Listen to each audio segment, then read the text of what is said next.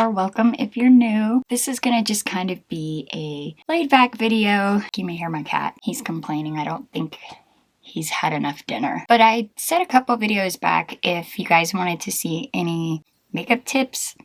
Oh, I sound so snotty. My allergies have been horrible lately. Post-nasal drip.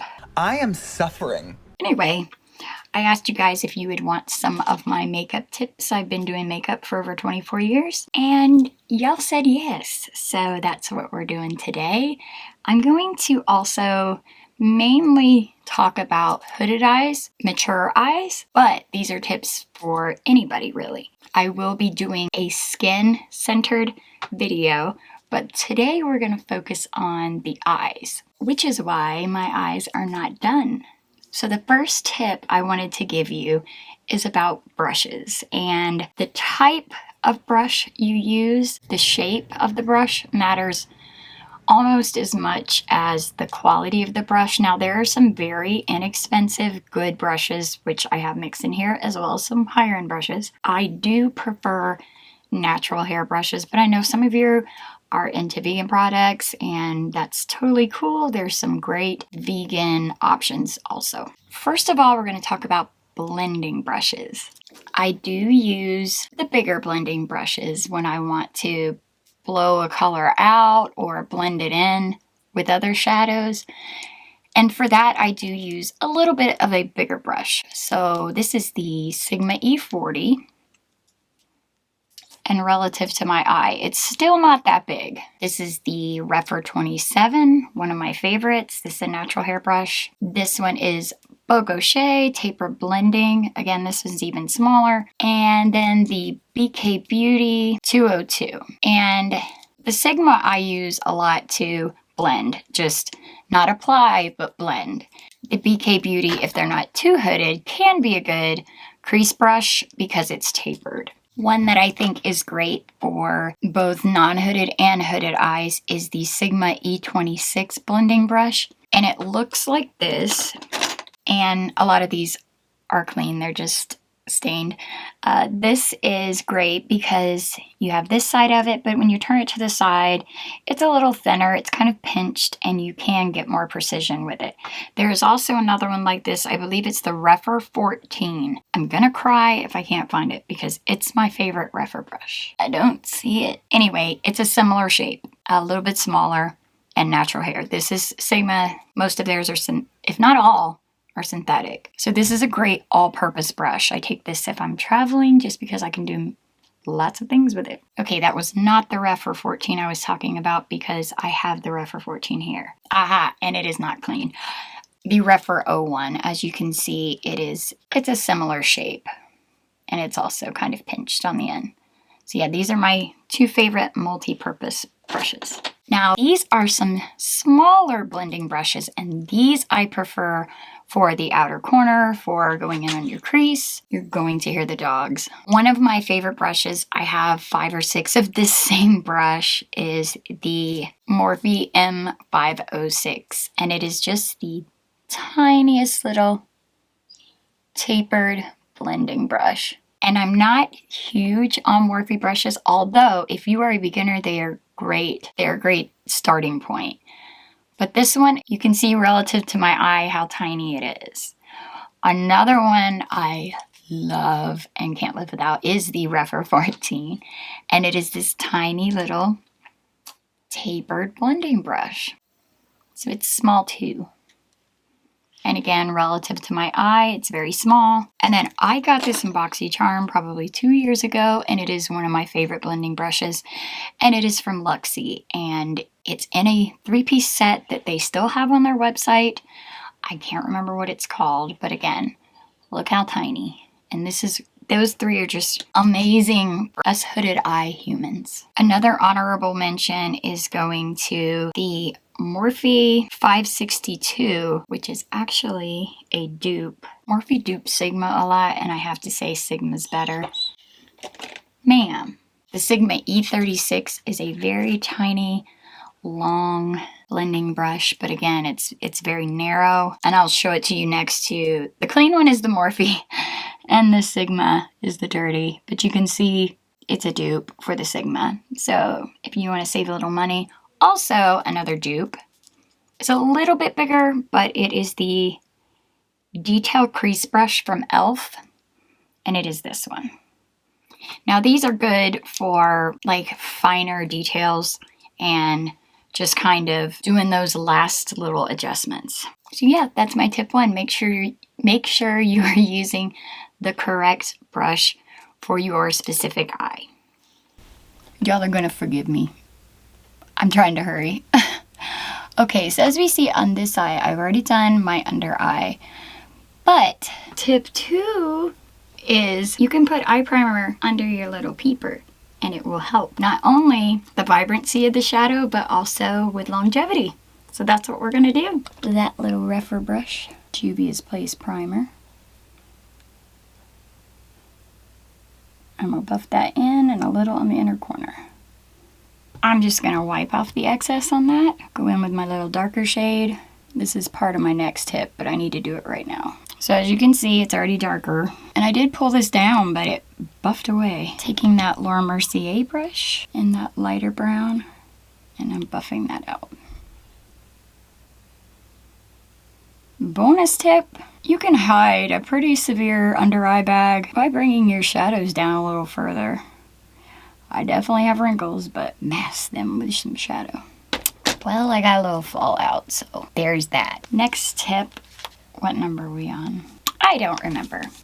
But my next tip is you're going to use shadow to map out your eyeliner.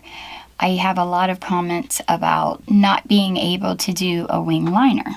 So what you can do to help until you learn your shape and your application, I am using a angle brush. You don't have to use this one this big.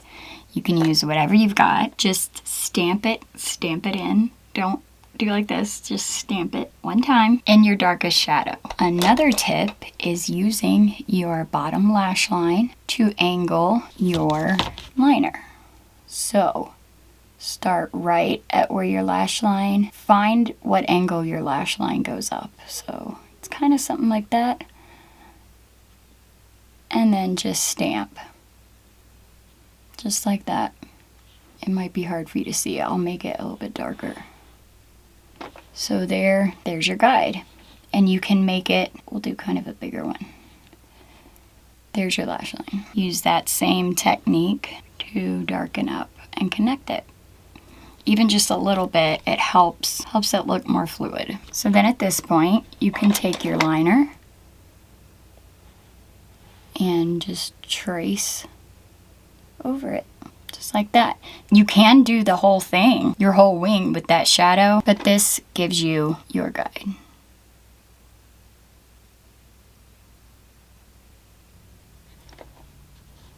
There you go. Now this is for false lash wearers, this tip here. First thing I always do is trim the lash from the outer corner. And I have pretty small eyes. Now my first tip for false eyelashes, when you get them out, pull them out carefully. Don't use tweezers, just roll them off with your finger because tweezers can damage them. But when you get them, roll them like this. All the way to the end. As you roll it, it's breaking up the stiffness of the band and making it more rounded, and that gives you a better fit. Doing the same with the other one. Oh, also, we're not talking about my busted nail. You didn't see anything. So now they have a much more rounded shape and they're much less likely to pop up on the corners when you try to lay them down. Next tip is to apply your lash glue. Greatest lash glue ever. I talk about it all the time. I get it at my local beauty supply. Not Sally's, but the beauty supply. Y'all know what I'm talking about. This is the Eye Envy Super Strong Hold 3D Lash Adhesive. This is actually waterproof. I am a worship leader. I am a gospel singer. I cry a lot when I'm on stage, and this one is the only one where my lashes don't lift up. So you apply a thin, even coat. I'm gonna show you what that looks like. Instead of spreading it, I prefer to do little tappy tap motions there and just pull off. Now, set it down. Don't touch it. Same thing on that one. Now, I go in, add it to the inner corner, a little bit on the middle, and the outer corner. Now we're gonna wait.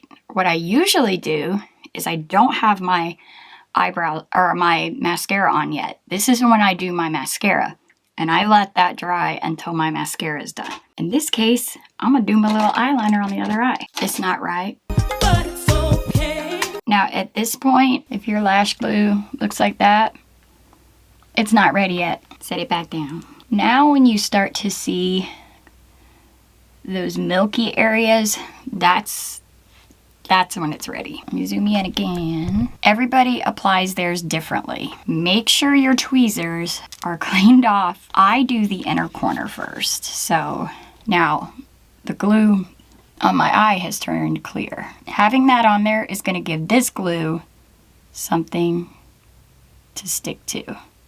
As close as you can to the lash line, I do the inner,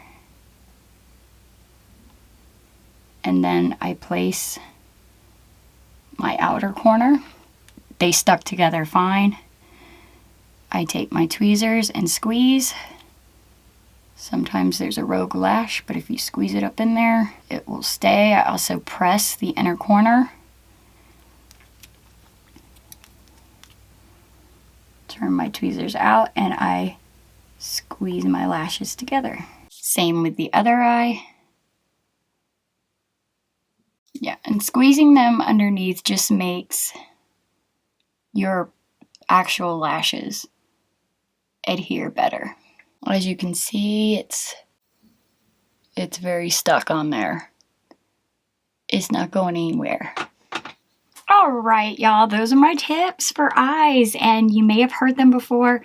I forgot to show y'all. I'm wearing my son's little Starry Night Baby Yoda shirt. How cute is that? Yeah, those are my tips. You've probably heard a lot of them before. Maybe you learned something. I don't know. I love education. I love teaching. And so these are fun for me. So if there's anything else, like I said, I will do a complexion-based one coming up. I believe my next video will be the Danessa Myricks review on her Lightwork palette. Super excited about that. Yeah, I hope this was helpful. If there's any other videos you guys would like to see, just let me know. I'd be happy to do them for you. Like I said, these are so much fun. As always, take care of yourself, take care of each other, and I will see you next time. Bowie says bye too. Say bye. Say bye, friends. Bye. You're adorable. Love you.